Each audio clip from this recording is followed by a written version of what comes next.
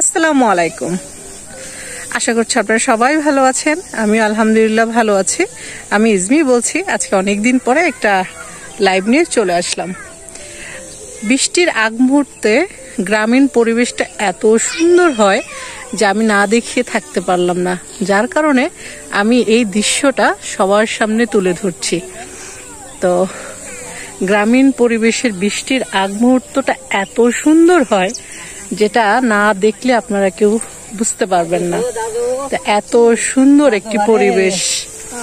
এই যে সবাই বৃষ্টি আসার আগ মুহূর্তে সবাই দেখা যাচ্ছে যে ধানের খড় এগুলো নিয়ে যাচ্ছে, কেউ পালা দিচ্ছে।